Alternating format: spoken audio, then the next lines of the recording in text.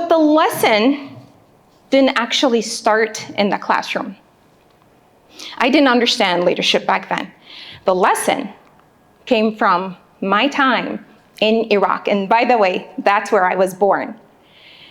1991, if you can't tell this is an AI generated image because I couldn't come up with a picture.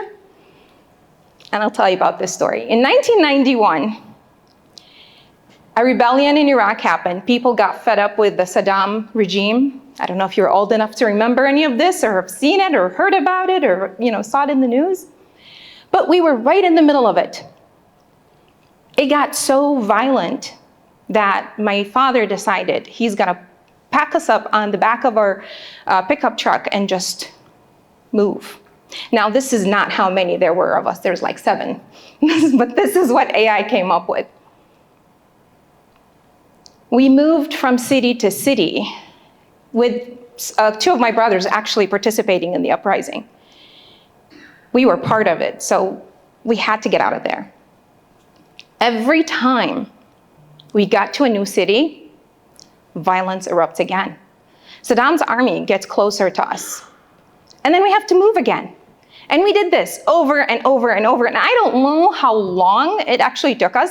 In my head, it happened like over a few seconds. But, back then, weeks, months maybe, all the way until we got to the southernmost part of Iraq. While we're driving in the truck, we saw other vehicles approaching from the other side. We didn't know what they were telling us. Some of them were mouthing some words, and some were signaling us back, kind of like doing like this. They wanted us to go back. Apparently, where we came from is really dangerous, and where we're going is also dangerous. So my father decided, you know what? We're just gonna park our truck here and wait it out for the night and hope, wish, and pray that we'll be all right. He put a tarp over our truck and we went to sleep. It was a really stormy night, so we woke up, the tarp was gone, our stuff was scattered all over the place, but we were alive, but we didn't know what we were waiting for. And then we saw vehicles approaching from the southern part. Thankfully, they were American soldiers, and they took us to a makeshift camp in the southern part of Iraq. Now, it wasn't completely safe because there was still some infiltration from Saddam's army, and there were some bombings every day happening, but it was safer knowing that the army was there to protect us, and there was food, there were other dangers, but again, we're alive, right? Here's what I noticed. Now, as an adult, and I don't want to tell you how old I am, I did tell somebody that I was a grandma, I'm looking back at these memories and I'm noticing things. Let me ask you this.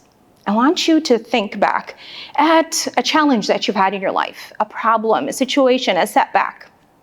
What did you think about? What did you focus on? And I don't want you to share it with anyone, just kind of think about it. I focused on what was happening to me. I was focused on what was happening to my family. I was focused on the death and the destruction that happened to us. Now, as an adult, you know what I'm noticing? Every time we moved to another city, and it wasn't very long, we actually settled down. We settled down, and there was one city where we actually put up shelves in that one little room and put up furniture, and it was like, we're only there for a day. But we had big hope. You know what else I didn't notice back then? All these people that took us in as we're going, traveling from place to place to place, they were supporting us, taking us in, helping, sheltering. And Saddam's soldiers, some of them whose job is to kill us, who actually let us pass, risking their own lives. I didn't notice any of this. Now looking back, I'm remembering these things. And do you know why? There's a scientific explanation for this.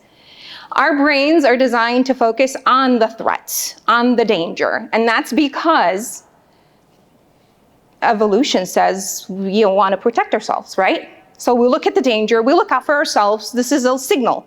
It goes off and we want to make sure that we stay away from it.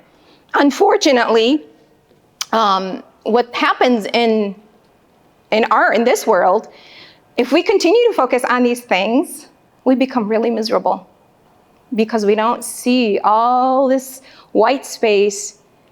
We only focus on the little black dot in the middle.